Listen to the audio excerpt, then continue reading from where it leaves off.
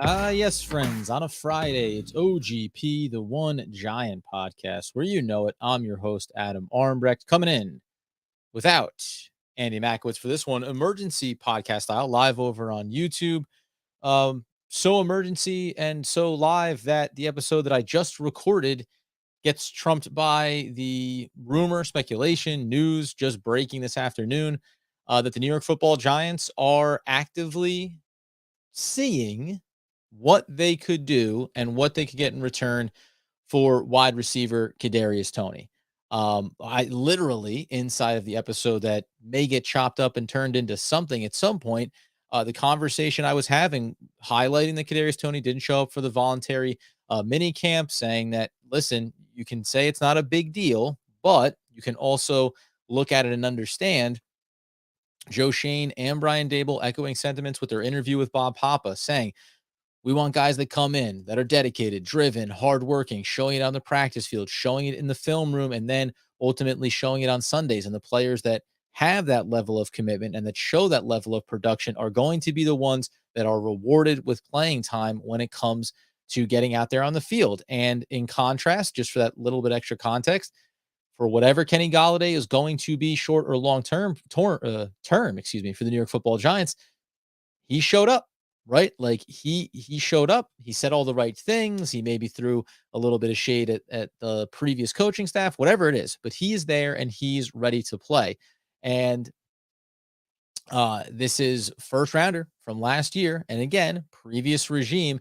And this goes right into the conversation that I've been having with Andy on every single episode of this podcast over the entire off season, going back to last year. But from the second that Joe Schoen came into this building as the New York Football Giants GM, all connections to previous draft picks from a draft capital standpoint and from a financial commitment standpoint went completely out the window, right? This is not John Mara hiring Dave Gettleman and saying, I want to do a certain thing. I want to try to keep Eli Manning around and let's retool. I think no. This was, let's do whatever you think is in the best interest of the New York Football Giants.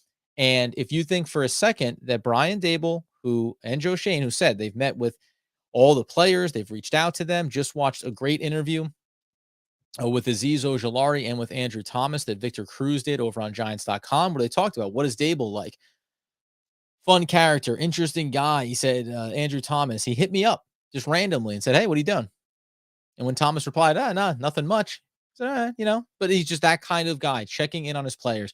The fact that Kadarius Toney did not show up was a red flag, or should have been considered a red flag for this regime and for Giants fans overall. And it clearly has some legs here. Now, again, we'll get into whether or not that we think this is going to happen, whether or not this could be posturing from the New York Football Giants to say, hey, this is going to be the only maybe warning shot that we send your way, Kadarius, that get your butt in here. This was your choice, voluntary, but everything you do from here on out better be exactly in line with the messaging that we have brought into this organization, or it's going to look different.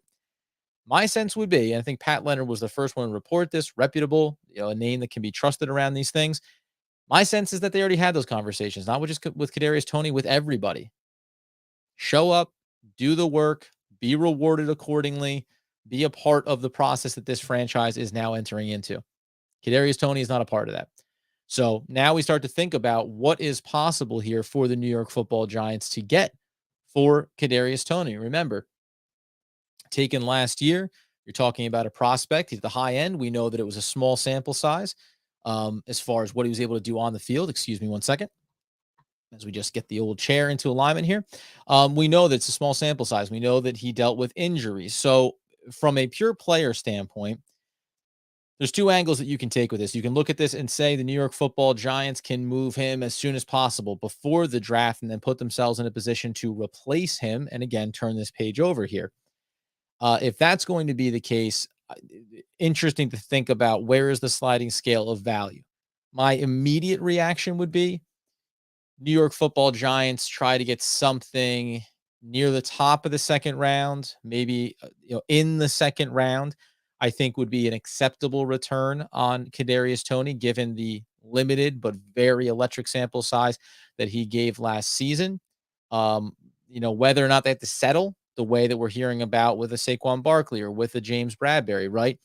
That's to be seen. I would be surprised, let's put it that way, if the New York Football Giants were able to get a first round pick out of somebody. Now, could they get a first rounder next year or the following year from a team because it pushes off some of that expense? Maybe. One of the other things that I, again, in the now debunked episode, um, talked about was how Joe Schoen was saying, relative to the players we have on the roster and who's coming out in the draft, we're also looking at how the positions are being paid on the open market. So wide receivers are seeking big contracts all across. Debo Samuel right now, right, requesting a trade, and that's a both and. He wants to get paid, and he also doesn't want to play for San Francisco. So we can speculate on how that's going to play itself out. But these players, specifically a wide receiver, want to get paid.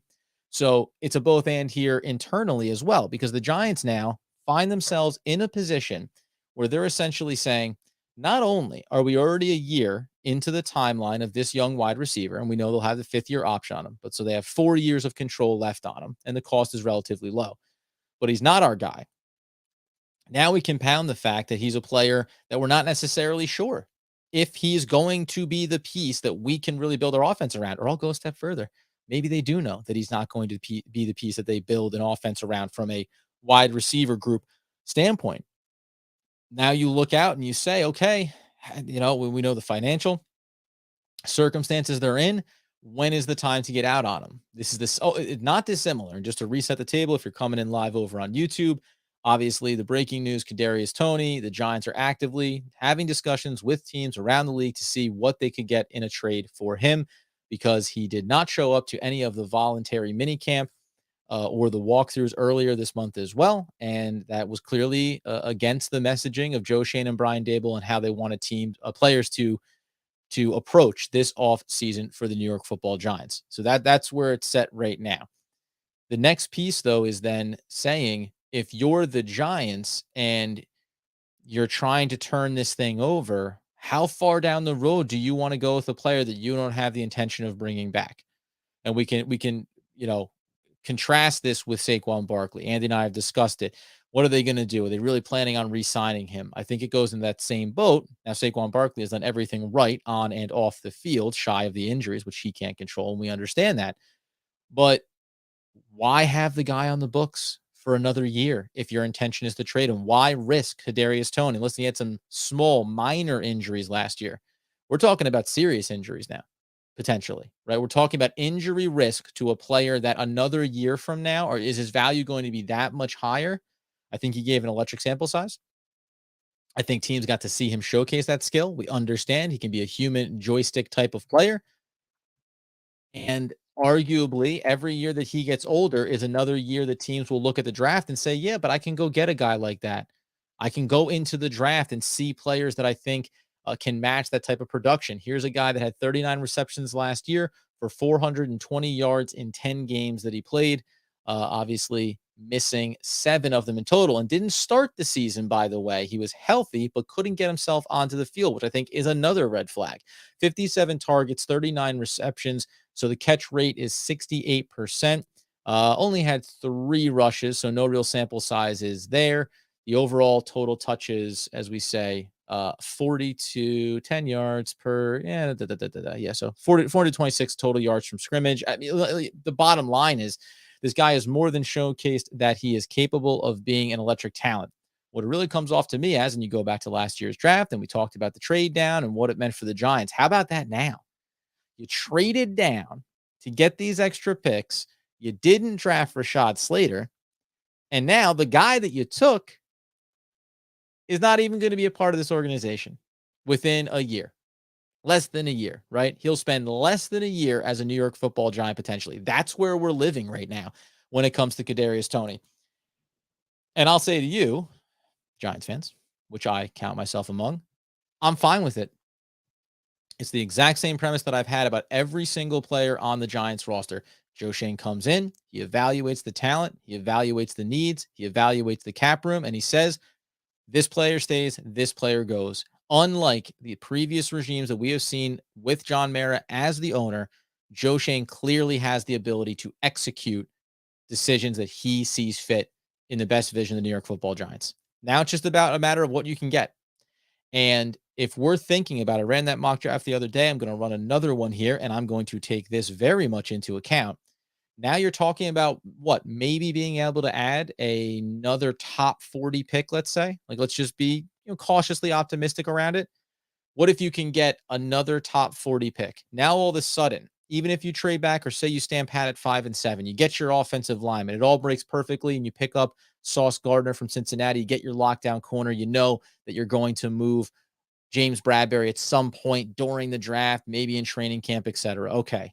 You've got your offensive tackle on the right side. You've got your lockdown corner for Wink Martindale's system. Now at the top of the second round, you can look at the edge rusher out of Penn State, and you can look at a linebacker that you may really like, or you can look at a safety like a Draxton Hill that Justin Pennick brought up, if you think, or a Brisker if you believe that he can be a quality player. You also can look and say, what does the wide receiver room look like? Obviously, right? I mean, that's going to be the biggest question that we go to. Who do they bring in? At the top of that second round, Andy Makowitz had mentioned really like Sky Moore, but really hard to push yourself to draft Sky Moore when you have Kadarius Toney and you still have Kenny Galladay and you have so many needs on this roster. If you're able to move him and can immediately turn that into a replacement that's going to step in day one and be a starter and contributor for this wide receiver room, makes that decision pretty easy, makes it a lot more palatable, and reset your timeline. Remember, you have 4 years of control with the fifth-year option on Kadarius Toney. You'll still have 4 years of control on a wide receiver you take at the top of the second round, and it'll cost you less money on the books as well. So there's going to be a lot of options there. We'll get into. I want to bring up basically the draft options that the Giants could be looking at here if they're able to move Kadarius Toney, if that's the way that this goes. Again, could end up being wrong on this. I'd be pretty surprised given that we haven't heard anything come out about the Giants are actively looking to move Saquon Barkley. We've heard to the contrary of that. And if we want to use all these different scenarios to bounce off one another, I'd say that it's more likely, based on this information, that Barkley is going to be a part of the team. Not because Kadarius Toney is leaving, but just because the messaging from the organization has been he's here. We're not making calls. We have taken some calls, but we're not actively looking to move them. That means unless the Giants are blown away, they're not going to move Saquon Barkley. Right, wrong, indifferent, how you feel about it. That's not going to be a decision they make. But this is the Giants actively reaching out and saying, hey, we've got a wide receiver. We've got an electric talent. What are you willing to give up for him?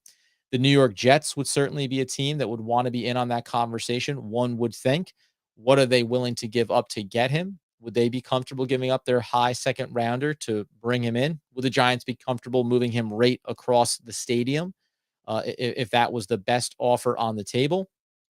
You could think about, if I'm just throwing it out there, what about the Green Bay Packers, right? What about adding an incredibly talented weapon for Aaron Rodgers, knowing that they were going to go into this draft, the Packers, and say, we want to get another elite weapon for this window for Aaron Rodgers. Okay. Well, guess what? This guy, again, is showing you the sample size. He's proven it. You know that Aaron Rodgers is one of the best quarterbacks in NFL history. You're not going to have issues with production and value. He can start throwing the ball to Kadarius Toney 15 to 20 times a game, just like he did with Devontae Adams. Away you go. Totally different dynamic, different type of player, different type of skill set. But that'd be one of the teams I'd be looking at. How many does Tampa Bay want to go even deeper on the Tom Brady era, however long the out of retirement Tom Brady run is going to be? Why not? Going to be a lot of teams that would be willing to have a discussion around this. The question is just going to come around, who is going to be willing to give what to secure a talent like this? If you want to get in the comments, please feel free. I want to make sure that I'm just checking in on those. Give me your scenarios here. Kadarius Toney reports, Pat Leonard, first reported by Pat Leonard, NFL.com is reporting it. The news is out there. I'm sure Schefter has had his tweets, everybody else along the way. What do you want back for Kadarius Toney? That's the question that we're going to pose here. Get in on the conversation, hit up the chat. Tell me, what are you willing to take? Go ahead and punch it up here for you. What does it take for you to trade Kadarius Toney?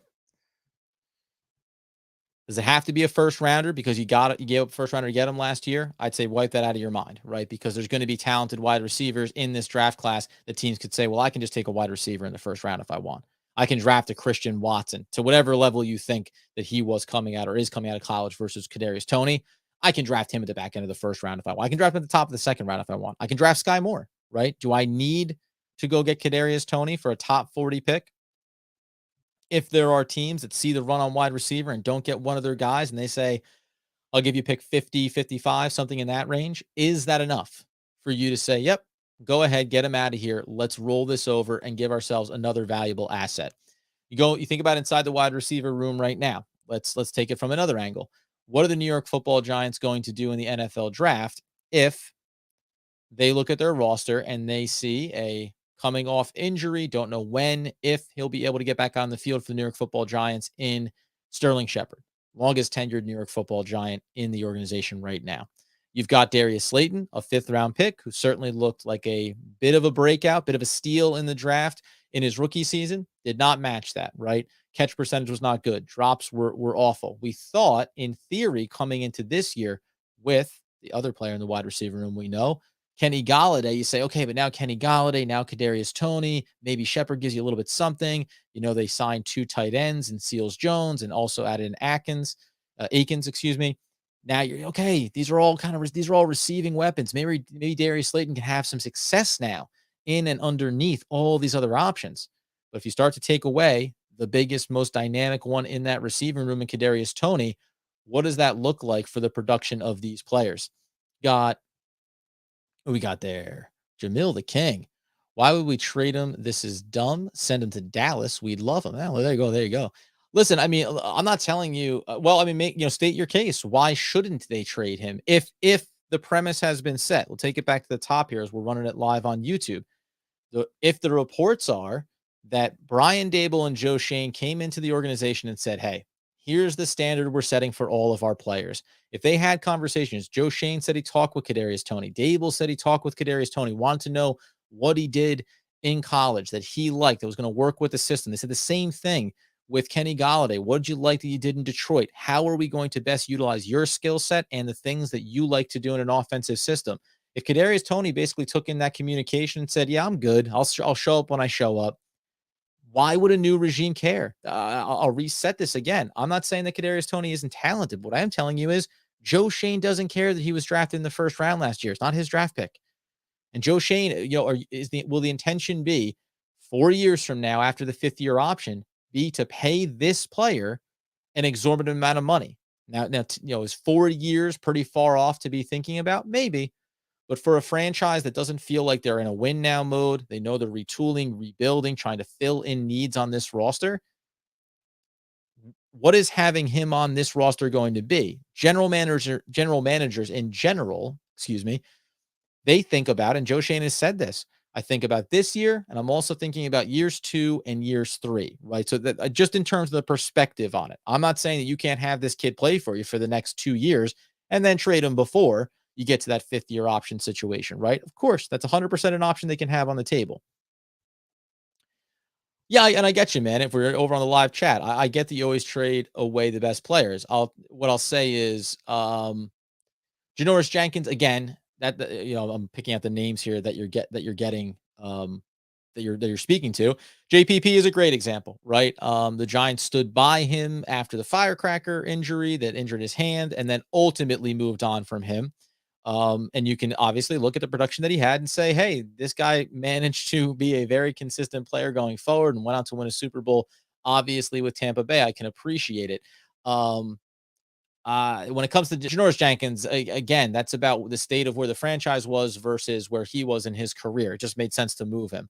Odell Beckham Jr., you can debate that, right? Had a player in place. I didn't mind his antics, however you want to, consider them. I think it seems like relatively similar to Kadarius Toney. There's nothing, hasn't got any trouble off the field, hasn't had any issues like that. But again, this is about the big perspective of the Giants franchise has been dysfunctional for years. So when you have really high talent, but the team is not in a position to be winning, there's a disconnect there. You're right. So then you start to look and say, well, how do we make sure we get value for players before their contracts come up? And then we see them walk out the door. And then we talk about compensatory picks, et cetera. I get where you're coming from. Um, I really do. Like this is frustrating. The fact that this is a situation should be considered frustrating for Giants fans, but the frustration should probably be with Dave Gettleman and with the previous regime, right? Because I'm not a huge character, if everything isn't flawless and if you say maybe not terribly committed, but we're not too far removed, remember, from DeAndre Baker being drafted. And credit to Andy, we talked about it on the podcast. He said, here's a guy that had, once the incident occurred here, was like, here's a guy that had some issues away from the field. There were those red flags in the draft, and the Giants went with it anyway. And they went ahead and moved up to take a player that maybe they could have just sat there and gotten in the second round anyway. They made this push and then cut to he's not a part of the roster. You maybe go and get a player that's very exciting and dynamic. I'm not saying that Toney had red flags coming in, but did you need to take a wide receiver in last year's draft in the first round based on that regime and what they were thinking? Maybe dynamic playmaker for Daniel Jones. That's our franchise quarterback that we drafted underneath Dave Gettleman. But cut to now, it's just different. Joe Schoen extended even further. Daniel Jones isn't Joe Schoen's quarterback. Maybe he will be his quarterback, but he doesn't come in with any misgivings about I'm obligated to make sure things work with Daniel Jones because we drafted him 6 overall. No, I'm only obligated to make this team better. That's my number one priority is make this team better.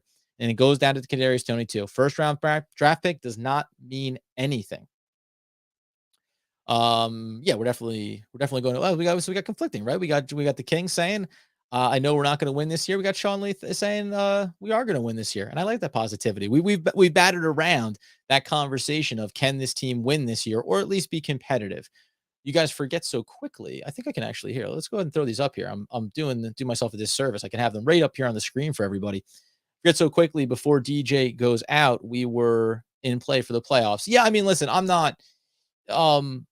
Do I believe that this team can be competitive this year? Yes, I do, Sean. But do I think that that is the first and foremost priority for the New York Football Giants for Joe Schoen this season? No. So just in terms of balancing the books here, they're not going to make decisions based on can we compete and make the playoffs this year. They're going to make decisions on how do we set ourselves up to be successful in the offseason and free agency so that over the next 2 and 3 years, we can be consistently competitive in the division and in the playoffs as well. You got Darren coming in with, does he love football or does he want to? Well, yeah, exactly. I mean, listen, and this is again, this is brought up Odell before. These are conflicting things. I think Odell was always a big football first guy. That was just the timing of it again. Kadarius Toney, whatever you want to say about young Joka and all that stuff. Like none of those things bother me when players have those interests. It's again, and plenty of high profile people that cover the New York Football Giants said, guy doesn't show up, don't worry about it. What's the problem? Why are fans worried about this thing? It all comes back to the messaging sent down from the GM to the head coach, through the head coach to the players, and then those players at least showing that they are willing to buy into this new process. And I get that it's a difficult task, especially for players that were here through Dave Gettleman and now into Joe Schoen and even pre-Dave Gettleman and are saying, what are we talking about here? Keep turning it over. New systems, new schemes, new ideas, new approaches. When is it going to be consistent? And just from a head coaching standpoint, right? Third head coach now in the last several years. So I get that piece of it, but this is the only messaging that you can follow now. So as we just reset the table here briefly and say, all indications are the New York Football Giants are actively shopping Kadarius Toney, or at least actively engaging in conversations with teams around the league to see the potential return on Kadarius Toney. So if you're in the chat and you want to be a part of it, yeah, 100%, Jamil, 100%. We play the worst schedule from opposing divisions here. And actually, it's funny. When we talked about in the episode that no one will ever see that I recorded earlier, and then this broke out and it just really trumped everything else. Talked a little bit about the signing of another tight end, talked about Logan Ryan and his grievance with the Giants to the league around some money there, and then around Joe Schoen, which we've kind of gotten into here, the messaging. When you look at the schedule, there'll be games to win. We can kind of bounce around here a little bit, right? We're going to play some of the worst teams. Well, theoretically, some of the worst teams. One of the things I covered was the Giants are likely to be one of the teams that'll go to London playing the Packers or the Jaguars potentially because of how the schedules line up. They play the NFC North and then a last place team in the Jaguars. So they could be over there for one of those games as a potential schedule, wrinkle here for them, which can always impact teams. It impacts, you'd like to think it impacts both sides. And since they're home games for the Jaguars, it makes it an away game for everybody, which is fine. We're going to take a look here at Giants 2022, just opponents, and see if we can. And again, it's funny too, when we talk about things like this, before we circle back into the draft here, I want to talk about who the Giants could potentially target in the draft as a replacement, because while I'm fine with the Giants moving on from Kadarius Toney, I'll even maybe it's a double down here, right? Here's an extra wrinkle to think about before we get into the schedule piece. Um, when you think about moving on from Kadarius Toney, you're talking about, because we don't want to have him in the room when we're thinking about developing the rapport and the chemistry, right? So you still are going to have, yeah, Tony to KC. I like that one a lot. How would you say CLXCH? Clax, clutch, glitch? Hmm. You tell me. But just real quick, Sean Lee, it's not reaching to think that we can win our division. Yeah. I mean, listen, so let's get into the schedule there in a second. But um when you think about developing rapport with your quarterback, now there's two lines to this. The first line is the Giants are committed to Daniel Jones and he's going to be the franchise quarterback. If that's the thinking, then it makes sense that we don't want a guy that isn't fully committed to being a part of our process the way we see it in Kadarius Toney. We're going to move off from him, and then we're going to hit the draft and we're going to replace that player with someone we think we can pair with Daniel Jones. If the New York Football Giants do not think right now, and I'm assuming they go in with an open mind to the season, to training camp, but if they think that they cannot go into next year with Daniel Jones, that they're looking to next year's draft class, then in theory, you might pause at least a little bit about what level of urgency you place in the draft on replacing Kadarius Toney. And what I mean is, like, you can look for system guys that fit your scheme and are going to play well within what Brian Dable, and Mike Kafka want to do on the offensive side. But maybe you look at it at 81, 112. You want to bring in a player. But if you really feel strongly about Daniel Jones, then your commitment level to a true number one, which I don't think Kenny Golladay is anymore, and certainly is not going to be in the big picture, then there's probably no limit to how high you might like to pair a player with Daniel Jones. So when we turn our attention over to the draft class here, and I don't mind the idea of Kadarius Toney to Kansas City if they're looking to do it, because I just said Deebo Samuel. I just thrown this out about if you're Deebo Samuel, if you're the Kansas City Chiefs, like, hey, if we can find a way to make the money work, yeah, that sounds like a really good idea for us here to bring in a dynamic playmaker that can obviously be utilized in a myriad of ways. Kadarius Toney can be used in a number of different ways. And if you think that Andy Reid wouldn't have a field day with him, good Lord, you'd be sadly mistaken. Clutch. I get it. So now I've got your name down straight. Toney and Bradbury in a package deal could net Kansas City first round pick. Yeah, that's interesting. That's interesting, right? And we've talked about this too before. If the Giants, even in Bradbury and Saquon Barkley, now maybe you throw Kadarius Toney into that mix, and you say, how high can they go? Some of it was always predicated on, well, maybe you can get pick X from a team with James Bradbury and then throw in a later round pick from the Giants. And that's how you get a little bit higher up on the board, right? Giants can get from 67 up to 54 with James Bradbury. So you just think about it as a functionality of an extra asset. Maybe you're right. Something like a Toney and Bradbury, does it get you the 29th or 30th pick from Kansas City? At which point, if you go inside that draft, could you, one, look at wide receiver options? We'll talk about that. But two, could it keep you in play for a Zion Johnson or for a Kevion Green, another offensive lineman? Even if you take, let's say, Neal for right now at 5th overall, that's your right tackle. If you can go and get a guy that automatically plugs in and starts at left guard alongside Andrew Thomas, and you can have now 3/5 of your line young, controllable, feeling like you've finally done the thing Giants fans have desperately wanted, which is fix the offensive line. Yeah, I think that there's certainly an option there. So what teams, I was listening to Carton and Roberts before I got on, and you had one of those options of saying, I think he was talking about, across the arena, right? Yeah, we'll give you a handful of picks for Saquon Barkley and Kadarius Toney over to the Jets and really send them off on their way. There's a weird mechanic just in general about that of, you don't want to trade in your division, obviously. You also then it's like step by step, right? You don't want to trade in your division, then you don't want to trade in your conference, and then you don't want to trade in your stadium. It is typically how it ends up going. Now, the Giants did it in the previous regime again when they got Leonard Williams from the Jets. But usually, I think it's the first time they've ever made a move like that. Give me a third, knock it off. Equal yet different. How dare you? Third round pick for Kadarius Toney. I mean, but this is going to be the equation that the New York Football Giants are grappling with, right? Like, are we committed to moving him to the point where where teams are going to say, "Oh, you're unhappy with Kadarius Toney? Sure, we'd love to have him. Here's a third round pick." Right? That's this is where it is a very delicate balancing act of trying to make sure that you don't just sacrifice the asset. And this is the same thing. This feels very similar just from a replenishing the asset and moving forward in your franchise. When we talked about Saquon Barkley, understanding he's not a problem, great guy on and off the field. But when you talk about the return you can get for him, it's like saying, well, what's his talent? Well, his talent, I mean, hell, we could still argue he's a first round talent. I don't, that's what Andy would say. I'd say, well, if you can get a third round pick for him right now, that's great, right? If 94, from a team, 90 to 100, something in that range, in and around. I've said Baltimore before for pick 100 or getting back the Giants 110th pick potentially, right? If you could do that, great. But when a team then says, I'll give you 150, you go, is that enough for the cap room that you get for moving Saquon Barkley? So that's, I think, what you're engaged in now with Kadarius Toney. What is the right or wrong decision to make here?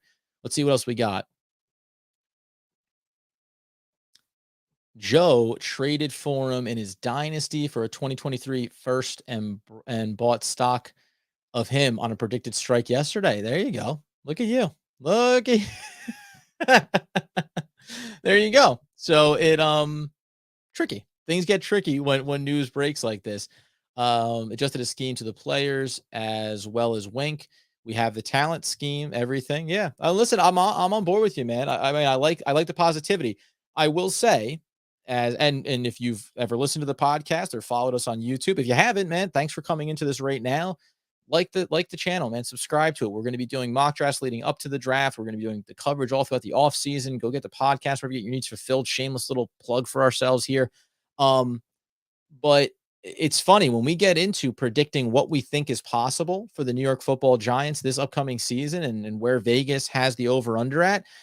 The draft is going to dictate a lot of where that thinking goes, right? And not just because how many holes do they fill, but which holes. If they spend more capital on the offensive line and on weapons, then you can start to think that they can be in games. They can be in some more high scoring games as opposed to the blowouts we saw in the back end of the year, right? If they end up just where best players available and value in the draft drives you towards edge rusher, defensive lineman, linebacker, safety, right? We can get excited about the defense turning over and getting back to where it was a couple of seasons ago. But we still know there's going to be this issue on the other side of the ball. So it'll be fun to get into that. We're going to probably do that all too early prediction on record right after the draft when we feel like we've plugged it in. Can you make sense to me how the Giants would give up on him? Well, again, as I said at the top here, just to reset the table very quickly, Kadarius Toney, Pat Leonard reported it first. It's all around the internet as far as the Giants making calls to try to trade Kadarius Toney. My premise on why they're willing to give up on him so quickly is because they didn't draft him. It's simple as that. There is no allegiance from Joe Schoen to anyone on this roster, and that includes Daniel Jones. The only reason, let's take the big picture here. Why is Daniel Jones automatically on this roster and coming into the season and being given every chance to have success and be the quarterback for the Giants?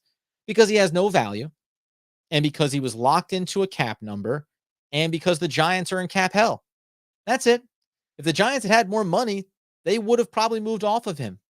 They would have probably taken anything they could in assets. Maybe they would have outright released. Like, who knows what they would have done? Or they would have said, listen, you're the backup quarterback, and we're going to go out on the open market and get a veteran that we think can just steady our ship here because everything we're doing is in the vein of a quarterback next year. But giving up on Kadarius Toney, quote unquote, is all predicated on we have a certain type of player, certain personality, a certain, set of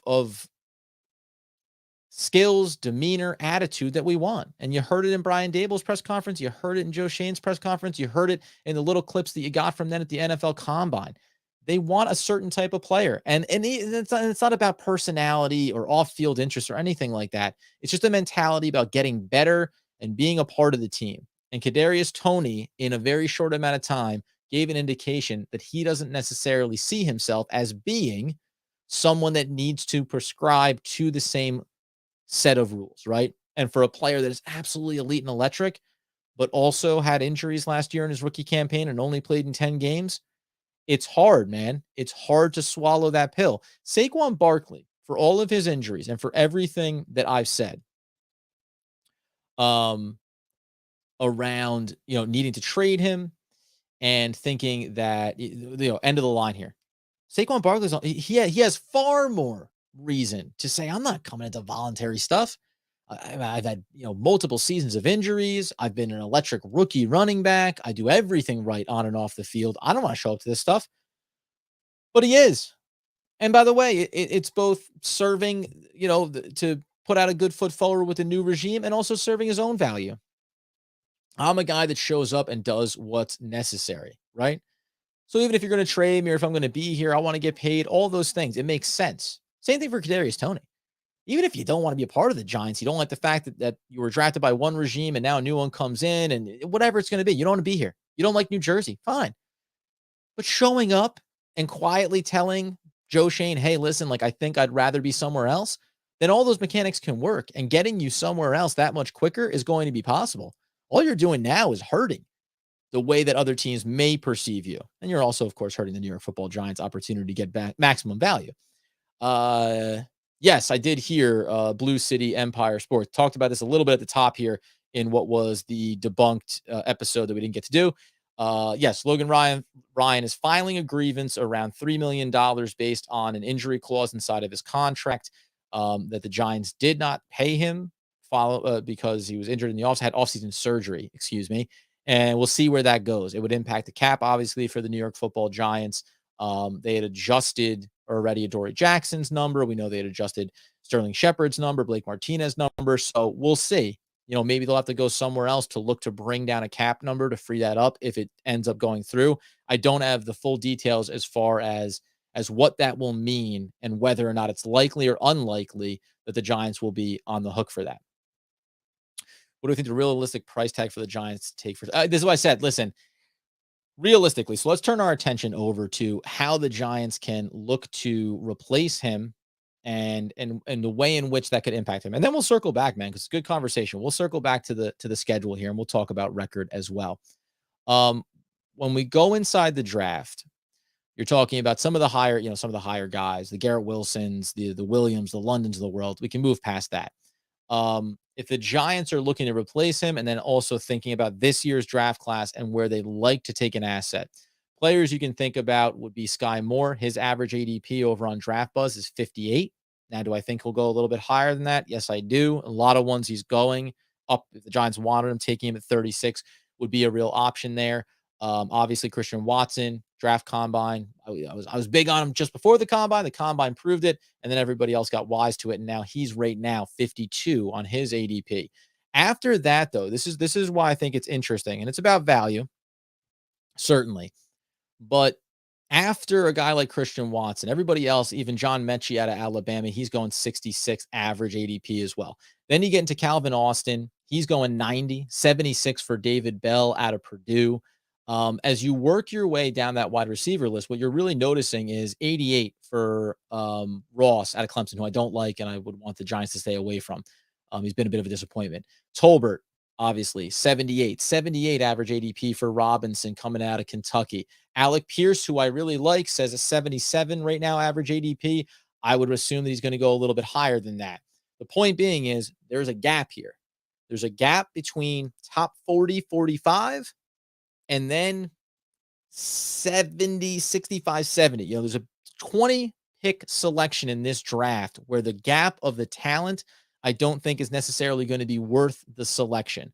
So from that standpoint, if you're the Giants, would you prefer to have one near the high number 2? Yes.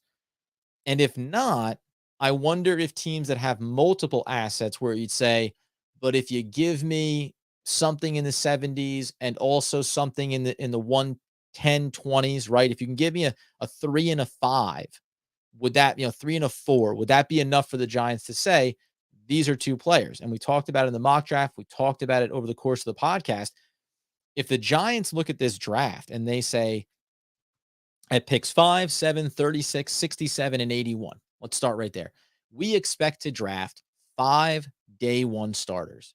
If you're telling me that I can make a trade for Kadarius Toney and know that I'll bring in at least one more starter, and in some cases, if the assets are right, 2 day one starters, right?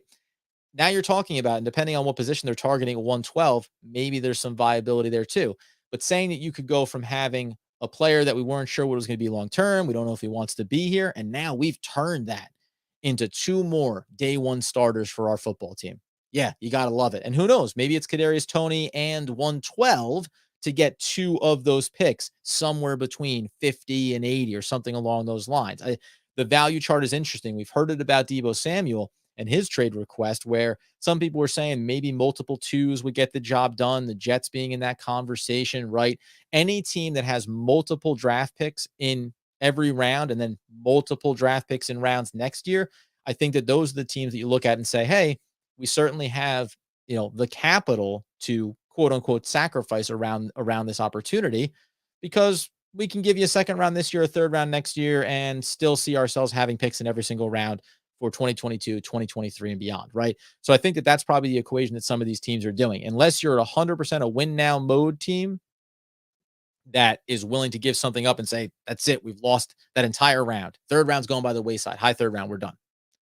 Unless you're one of those teams that believes you can win this season and that Kadarius Toney can get you there, I think a lot more of these teams are going to be saying, we can give you multiple assets. We can look at him as a building block. But my general impression would be the teams that feel like they're right on the edge, and that can be the edge of, we think it'd be really good and pretty sure we're going to make the playoffs. They'd love to get their hands on a Kadarius Toney.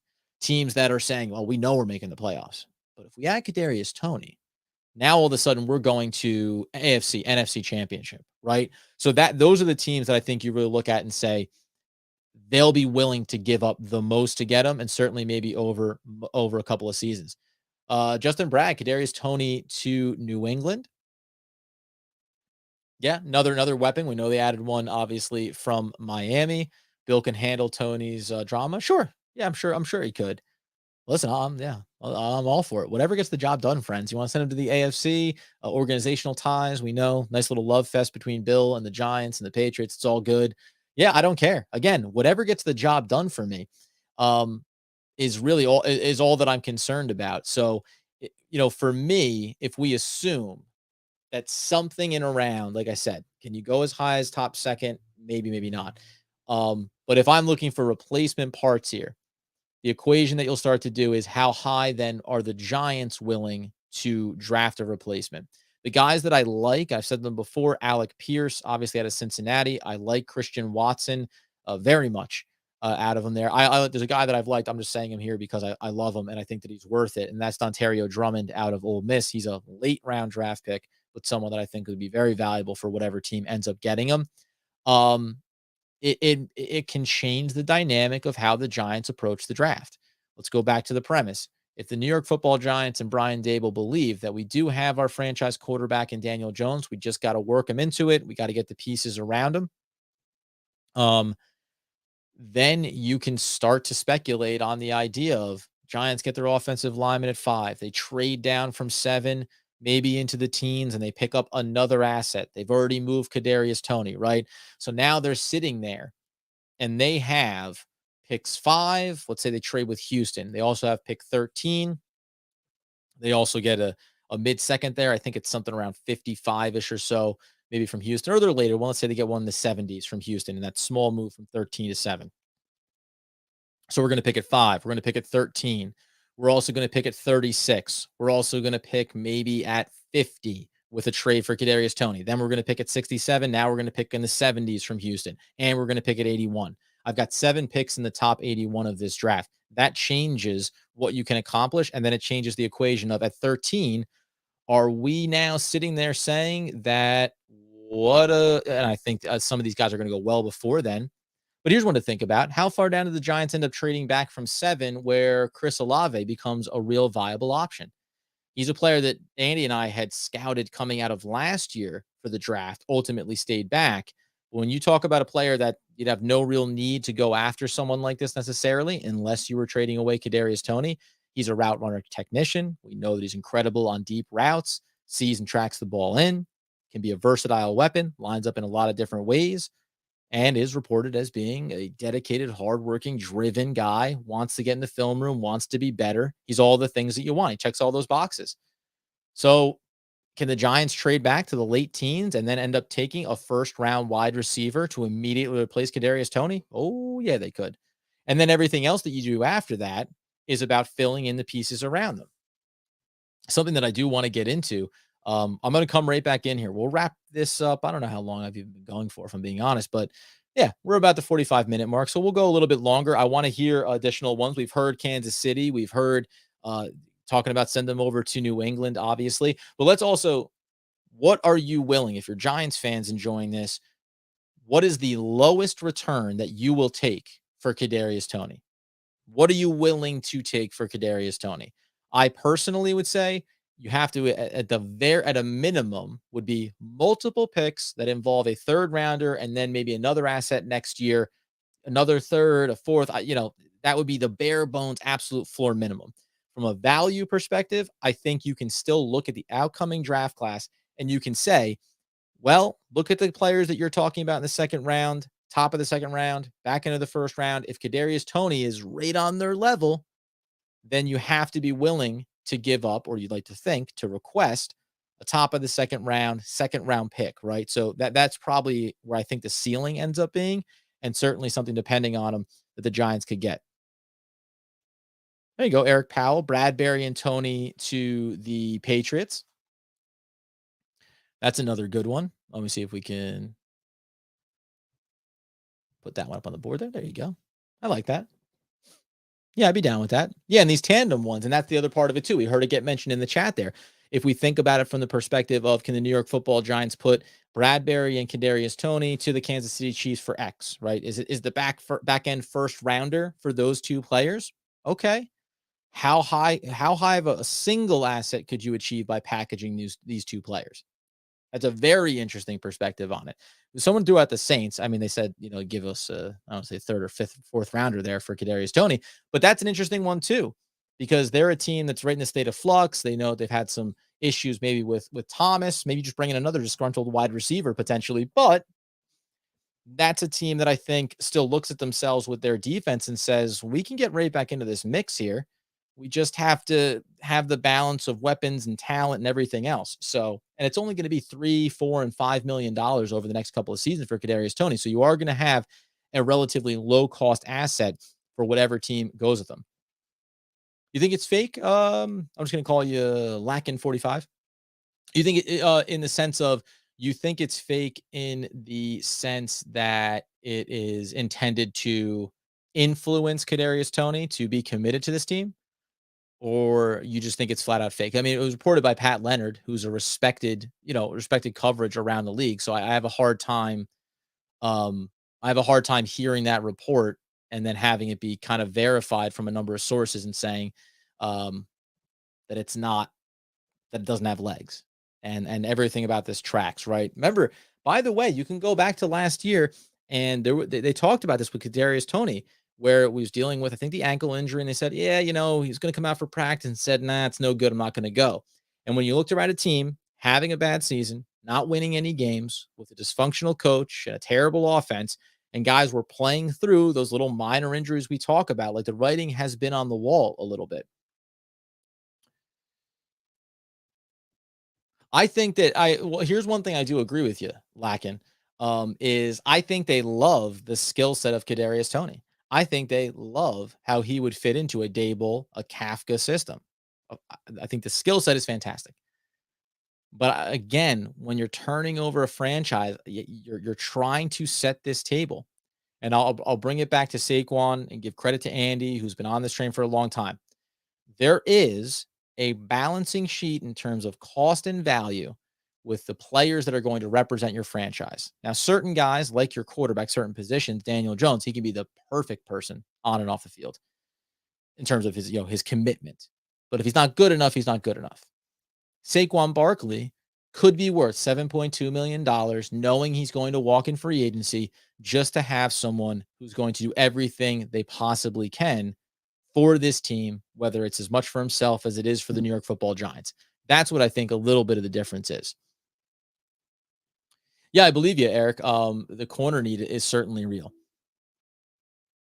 Yeah, there you go, John Doe. Oh, welcome, John Doe. I've seen you in the comments before. I've seen Eric Powell in the comments before on the YouTube channel as well. Yeah, for sure. Christopher Toney, any relation to Kadarius? Can we count you as a verified inside source? Too young to know he's sacrificing his career, and for what? Maybe you're so upset because it's your son, your cousin, your brother, your family friend, and you just wish that he would get his act together. Yeah, so do I. Again, I'm not anti Kadarius Toney, but I am pro the New York Football Giants getting their act together. And I don't think if this was happening, let's say that Dave Gettleman was still the GM of the New York Football Giants today, and this was happening, I would very much think, first of all, this is a disaster because you drafted the kid. And then also, who knows what it could be, right? This could be anything because we have no clue if Dave Gettleman has a clue what he's doing. But because it's the new regime, because it's Joe Schoen and everything about their messaging since they've come into the building, I don't think that this happens unless there's a reality behind it. I don't think Pat Leonard reports it unless there's a truth to it, unless it tracks. And I think even if it ends up being that it's messaging from the Giants to Kadarius Toney, get your act together. I think that the willingness to trade him is real. I think the desire to trade him is probably not. The desire was for this kid to come in and be a part of it. The fact that you don't want to be a part of it or feel like you don't have to be a part of every element of it, that's the part that rubs a new GM, a new head coach the wrong way.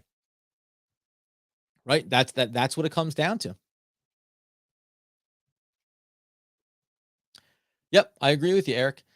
Again, of course, no, yeah, of course. All of these things, talent, that's what we talk about. And it's the one thing Andy and I debate this a little bit. And then I'm going to talk about the schedule a little bit here. And then I'll just touch on maybe a couple. I'll take a look at the wide receivers one more time just for who they could target potentially in this year's draft class to just bring in another weapon, bring in another talent. But Andy and I, you debate this about Saquon Barkley and any decision you need to make. You have to disassociate the talent from the objective, right? Joe Schoen's objective is to restructure this franchise, fix the cap room, and make them a consistently competitive team. So, and I did. Oh, by the way, the other thing you're not going to hear from the episode that will never see the light of day. When Sean O'Hara went on the NFL Network and was talking about, look at these highlights of Saquon Barkley when the line opens up and the linebacker has a clear path 4 yards deep in the hole to just nail Saquon Barkley and he has no chance to make any moves. Giants fans and former Giants are fed up with this. Saquon Barkley's been done dirty. It was pause. Everybody knows that. Everyone knows that Saquon Barkley is an electric talent.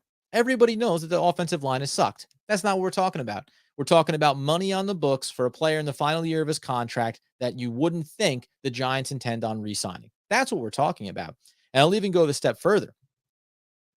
And you can, and Eric, and I get it. You want to keep Saquon Barkley. I'm not, again, the world where the value that he brings to your franchise on and off the field, I get that component of it. But the other thing quickly that O'Hara brought up was other running backs have been taken high in the draft, like Zeke. Two big distinctions there. Zeke Elliott was a running back drafted 4th overall to a team with an awesome offensive line. So the value on that running back was exponential. They were ready to win. They were ready to play for playoffs, for the division, right? For Super Bowls. Didn't work out for them, and we're all happy for that. And the other part, so that's the first piece of it. That's why drafting a running back so high, if you're the Giants, was such a mistake. You didn't have the pieces in place to maximize his value. The other part of it was, though, where is Zeke now? He's on the Dallas Cowboys. They gave him a massive contract extension. And this past season, everyone was saying, boy, it really looks like Tony Pollard should be the lead back because he clearly is more dynamic and better suited to help the Dallas Cowboys win games. So these are the debunked versions of this thing where you just say, player X is so talented, you can't get rid of him. That's not always true. There's a lot of circumstances that go into that. There's a lot of factors that go into that. Let's see. Just get into a couple of these comments here before we talk a little bit about the schedule and a little bit about the draft replacements potentially at wide receiver. Talent at the end of the day is almost the end all be all. Oh, I didn't put that one up there. Where'd you go? There's John Doe. Is the end all be all unless you're just completely unhinged. Yeah, yes. Yeah, like there is a reality of listen, of course, right? Late non-draft picks that have off the field issues get cut immediately. High draft picks that have big price tags and cost a lot of money to get off the roster, they tend to be dealt with. They tend to be tolerated, right? Of course, 100%. Talent outweighs all. But again, the Giants will tolerate the talent that they draft now, that they draft, that they choose to pay. Joe Schoen did not choose to draft Kadarius Toney. He didn't choose to pay him. That's the only difference here. I'll pay the talent that I drafted. I'll pay the talent that I scouted, that I believe was worth it. And by the way, in all of these players, Joe Schoen's going back and saying, where did we have, when I was working for the Bills, where did we have Kadarius Toney on our draft board? What did I have? He was scouting last year. He was assistant GM. He's on the road now for the Giants as the GM. He is a on the road scout, absolute animal, lives and breathes it. So he knows exactly how he looked at Kadarius Toney coming out of the draft. So he may one say, guess what? I didn't have him that high on my board. I think he's talented, but I didn't have him in the 20s in the first round. Or I didn't like the way he profiled in the interviews. Meeting, like and love. We talked about his conversation with Bob Papa on Giants.com. There's loving a player, and then there's liking a player. There's also loving a player at pick X and liking a player at that same pick. So all of these things are already there. So Joe Schoen might have walked in day one and looked over this roster and said, okay, now let me get this right here. Azeez Ojulari traded back and got him. You know what? That's a real pick there. That's a real great pickup. Great value. Kadarius Toney in the first round doesn't make sense to me. So he already has a perception. Is he willing to get into it and say, hey, we can get there on this player. We can utilize him. We can use the talent, of course. But again, the attachment to the asset and to the money being spent on a player like that, it's not the same thing as if this was still Dave Gettleman. That being the case, as well, and listen, just to give you the spectrum, right? I hope the New York Giants are done with them. And listen, I'm not a guy who cuts ties quickly. I go back to the Baker incident. I gave him a long leash around that and just saying, hey, what does this look like? All the pieces and components of it. So it's not about a knee-jerk reaction. Again, you can tell me that Kadarius Toney is on this roster and going into the regular season with him. I'm fine with that. But this is just what seems to be indicated by all these reports and all these news. Eric Powell, I'll take 3 first. I like your style, Eric. I do like that. And I'm assuming, Eric, you mean adding another first rounder. Yeah. So we'll have 3 total at 5, 7. And then if you talk about the Kansas City Chiefs, maybe at 30, right? Yeah, I get it. 1 second rounder and 2 third picks. I'll be happy trading Toney. Yep. Let's see what we got here. Where do you think he gets traded, and what possible compensation will it be for him? Yeah, and then I've been rounding out on this a little bit. Kansas City has been brought up. I think that's really viable. The Jets are a team that's been in the conversations around Samuel, so certainly that could be an option. I brought up the Green Bay Packers as being a really interesting opportunity, because when you think about the draft and all the conversations leading up to it, so much of it has been. I pull up the official draft order here just so we can kind of round out through it. They want to get another weapon, right? They don't want to repeat the mistake. We know Devontae Adams is gone. So they have some talent on the roster, but they don't have an elite number 1 talent. when you work your way through towards that back end there, we're talking about, the Green Bay Packers are at 22. That's Las Vegas going there. Green Bay will be picking at 28, again. Now it's like these scenarios of saying, well, let's put James Bradbury with Kadarius Toney and get a late first. What else could you maybe be sending to a team like Green Bay to get 28 overall? I'm not saying you have to be at 28. Other teams that I would look at, if we're just talking about draft order, that back end, Kansas City's at 30. You've got Cincinnati at 31. Detroit's going to be picking at 32. I mean, I don't, none of those teams are necessarily ones that I think are viable. Again, Tampa Bay at 27. Need to get let me get the full board up here though, because I'm looking at a lot of these things just in the first 32. Okay. As we get ourselves into the second round, right? So reasonably, I could look at, how about the Indianapolis Colts? Maybe they would be a viable option. That's a team that is doing things, brought in Matt Ryan. They want to be competitive this year. Um, we want to get, you know, we want to get as much as possible. Sorry, I'm thumbing through here actively. Yeah, it'd be interesting. Maybe a team like that. I'm not saying for the 42nd pick outright. Um, Other teams that are ready to win now, Kansas City, they're there obviously at 50. Green Bay is there at 53 in the second round. Maybe something like that.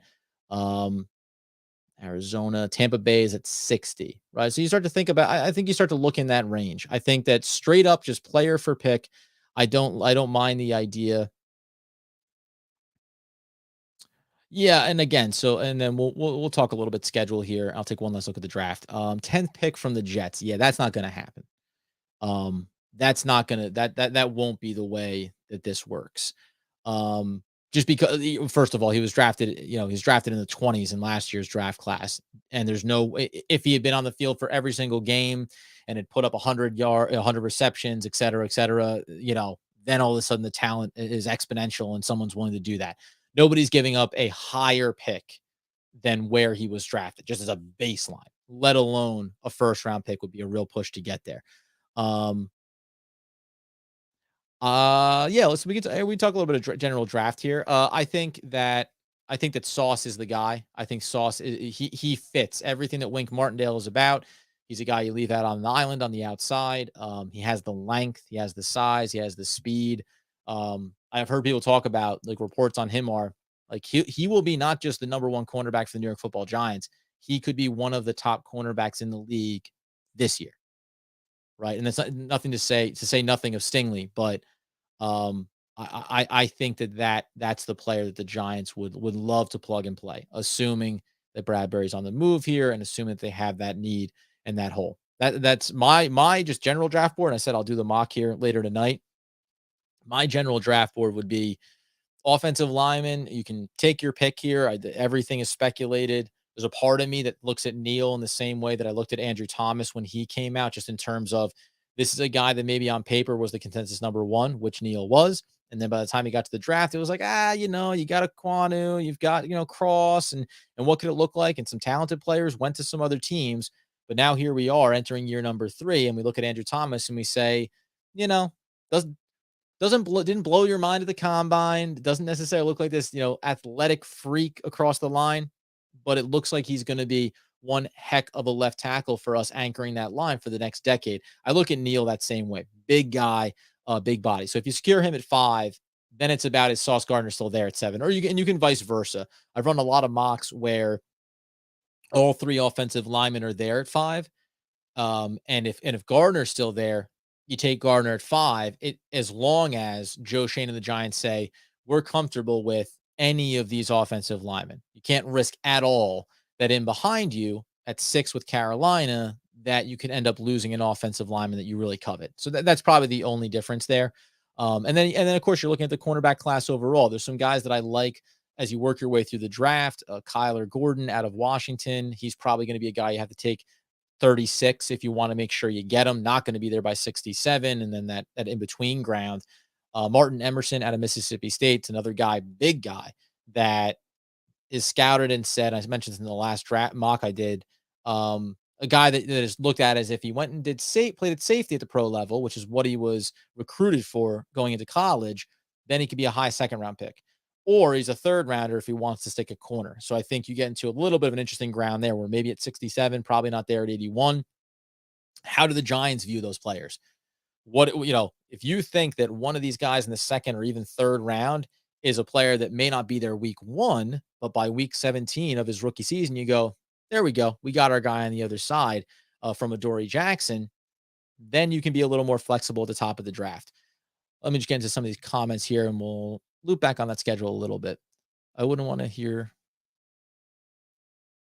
Sure, sure. That's fair. That's fair, John Doe. Sometimes you got to worry about. It's like when you name, you pick your kid's name, you got to make sure you don't go with something that rhymes with inappropriate words. You don't want to sacrifice them to the lamb there. Giants clown. I really like Asamoah. Yeah, he's good. Noah Ellis. Yes, I will give you that one. He's one that I've been talking about. I like him, and it looks like he's a guy you can get later in the draft. So I really like him as a prospect to put there in the middle of the line. Something, since we're kind of turning a corner here a little bit, away from just getting away from the Kadarius Toney news a little bit. One of the things that somebody brought up in the comments on a previous video was, you have Dexter Lawrence and he plays at 340 plus pounds. He got moved to the outside and you use Danny Shelton in the middle. But there is a question of why are we assuming that he can't go back in as the nose tackle?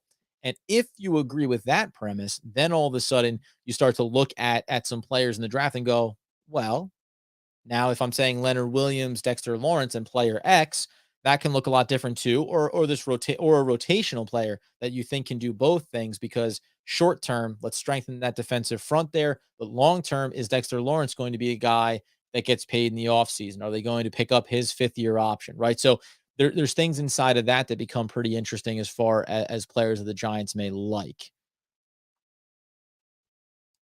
Risky name for a corner, I believe you. Draft wide receiver in the second round. Yeah. Again, Eric, I believe. Yeah. So let's go ahead and let's round out our thoughts over there on that as well. If we talk about, depending on if I can get myself back into it.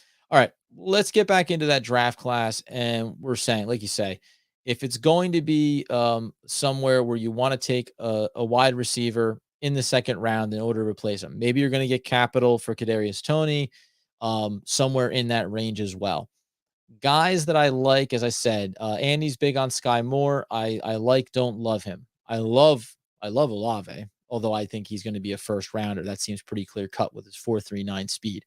But other players that I would be happy with, I mentioned Christian Watson, a big draft riser. If he was there at the top of the second and you moved on from Kadarius Toney, you could certainly go that route. Now, these are different, types of players. So you're talking about a guy that's going to be big. He's going to use his body, 6'5", probably closer to 6'4", but still runs a 4.36 speed. So different functionality in the offense. I really like him.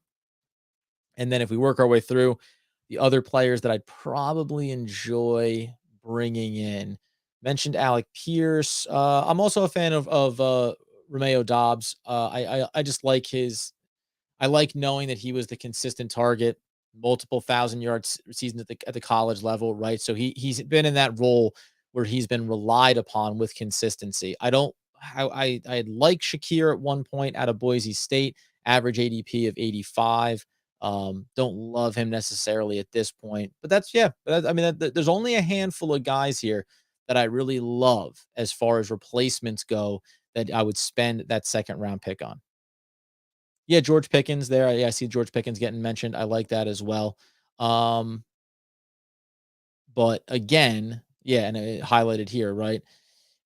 So, and listen, some things are silly. We talk about Thibodeau at the top of the draft, something we didn't even get into here about that his personality may not really fit with what the Giants have been kind of putting out there. Now, just to be clear, I'm not in the boat of drafting him. Um, I'd rather go a different direction. I love Trayvon Walker before he got the official hype and might even go number 1 overall now at this point. And I also, and again, I like trading down. I really like Devin Lloyd at that inside linebacker spot, the sideline to sideline coverage. I think that he would be a really great piece to add there. Yeah, we can talk. Let's talk Pickens for a minute here, because the funny thing is too, it's like only with this news do I go back and look at players that I very clearly had made a choice to not get overly invested in because I knew that there wasn't any chance that the Giants would be looking to take them. We talk about Pickens. Yeah, but I don't think that he'll now again, this would be trade down scenario, and then you're drafting a player in the first round, right? Yeah, Christian Watson, as mentioned. Christian Watson is a guy that I would like. Christian Watson is a guy that some people are speculating could now go in the first round, back into the first round. Green Bay Packers are one of the teams that really gets mentioned with him. So, and this is the double down, and then we'll do the schedule and get out of here. The double down is if you can find a trade partner that wants Kadarius Toney, and they can give up a second round pick, and the Giants can now take someone ahead of them in the first round, the beginning of the second round, take their need of wide receiver off the board. Well, guess what? It's only going to keep another prospect out there for the New York Football Giants. So that's probably the multi-function that you can accomplish here by getting Kadarius Toney moved and then picking up an asset as well. All right, let's do just real quick, since let's have some fun on the back end of this thing here. We were talking about before, can the Giants be competitive? Just throwing around some of that fun here. I'm going to see if I can do this the right way. Let's go ahead and share that screen. All right. There we go. Let's just have it up here in front of us so we know exactly what we're looking at.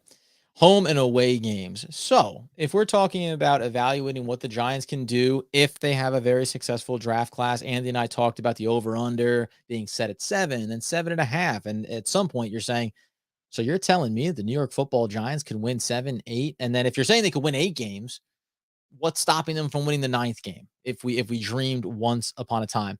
Yeah, I do like Mechie, by the way. I saw you mentioned him there. Yeah. Yeah, no, oh yes, and for sure. And again, that's right, and that's what we're talking about too here. When you're looking for those trade partners, just to make this clear, as I'm having a pseudo conversation with myself on the side, Mechie or Dotson better prospects than Toney. So again, when you're talking about these teams in the draft and trading for Toney, they're going to look at the prospects in this year's draft class and then say, this is what I think I can do right now.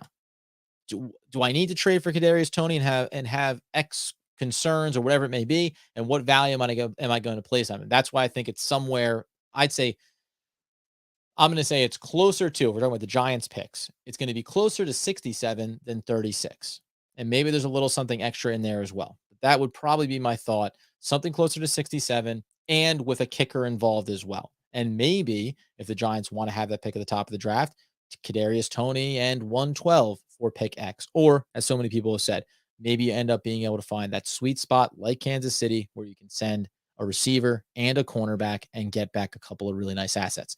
All right, let's talk to the schedule here real quick. Let's close out on a high note. The Giants trade Kadarius Toney and they get back multiple assets. They really fill all the needs that we've talked about so much in this offseason. They get 2 starting offensive linemen. It's going to be Cross, and it's also going to be Zion Johnson at the top of the second round or back end of the first. They make great moves. They replace Kadarius Toney with an awesome wide receiver. They add a linebacker, an edge rusher, right? They really plug a lot of needs. Home record, dial it up. Okay, give me your wins here. And I do this all the time, right? Just give me the automatic wins, which is an easy thing to do when you talk about the New York Football Giants, right? The Houston Texans can be an automatic win. The Detroit Lions can be an automatic win. After that, everything else is a little bit tricky. Let's say the Carolina Panthers, if everything goes well in the draft, Carolina can be an automatic win. And if we think that the Washington football team or the Commanders can be a team that you automatically at least split with, but win your home game, there's your 4th win at home. Now you talk about Chicago, you're looking about how's their young quarterback going to develop in his second year. That's probably a borderline, you could say. But let's say there's 4 guaranteed wins at home, and then you're talking about, can you get from Philly, Dallas, Indianapolis, Chicago, and the Ravens? Can you steal one of those games potentially? Maybe, maybe not. Flip it over to the away games. Green Bay, Minnesota, Jacksonville, Tennessee, obviously then the division along with Seattle. Seattle suddenly becomes a much more winnable game than it maybe was looked at when Russell Wilson was still there. The problem is I can probably only say, if you want to go for optimistically, let's split the season series with our divisional opponents, right? So you can go 3-3. So I can give you 3 home games there with Dallas Eagles. That seems like a lot to ask for, though. Let's just let's try to err on the side of caution. Let's say you only can get 2-4 in the division. You play competitive games, but you still lose, right?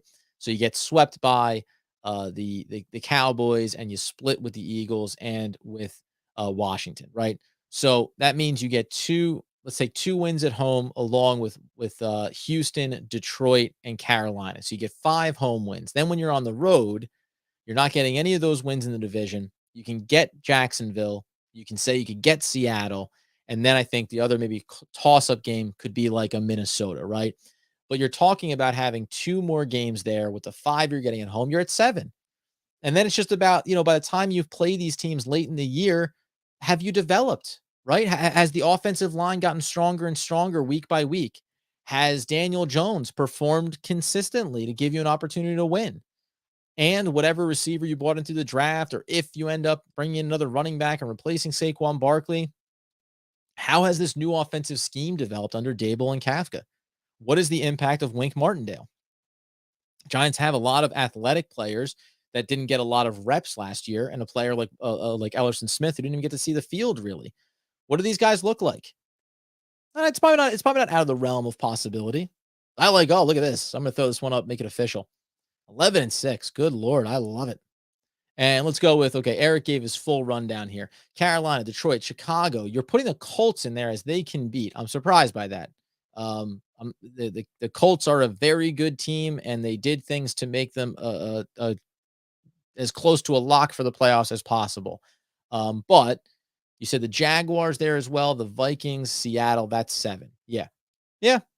Yeah, I would have to take the Colts off of that list as a guarantee that they can beat them. So that would bring you down to 6. And I would say, if you put the Vikings as a toss-up, now you're down to 5. But like you say, split the division, you're at 8, maybe 9. And that's always, by the way, as we all know, that's all that ever matters. How do you play in the division? Because everything works off of that.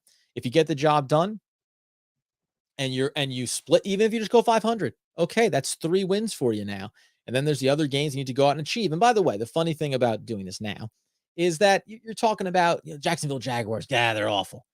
Yeah, but they're going to do a lot of things in the draft too, right? They're going to try to right the ship there. We know Doug Peterson is a good coach. So, it's hard to speculate on Vegas lines around win totals at this stage, but certainly the optimism that you feel with Dable, with Kafka, with Wink Martindale, and under the control of Joe Schoen, it feels like whenever you see a line now, it was 5, I think it was 5 last year, 5.5 might have been the over-under for them. You go, it's probably going to be under though, right? But now you see a line of 7, 7.5, and you say, yeah, like why can't we hit that mark? And why can't a team that we think is now going to be very well coached and prepared to play on Sundays, why can't they surprise a team or two? So, win-loss, win-loss, win-loss is a silly game. It certainly is, Joseph. I agree with you 100%.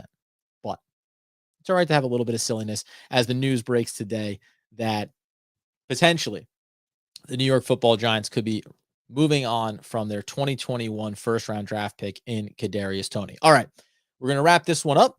I appreciate everybody coming in on the live. Hopefully you enjoyed it. If you did, subscribe to the channel if you don't already do it. Like the videos, share it, man. Myself, of course, and Andy Mack doing our thing over here. We really appreciate spreading the word because we're grinding it out. We're trying to do as much content as we can, and we're trying to have good conversations that the New York Football Giants want to have. New York Football Giants fans want to hear about.